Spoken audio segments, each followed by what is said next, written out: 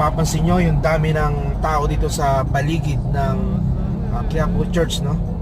So hindi tayo makakanan.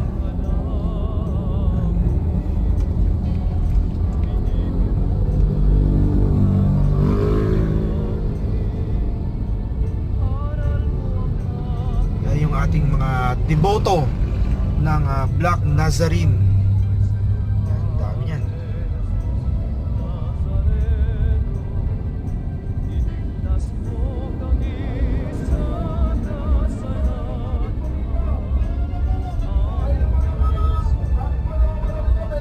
Okay, so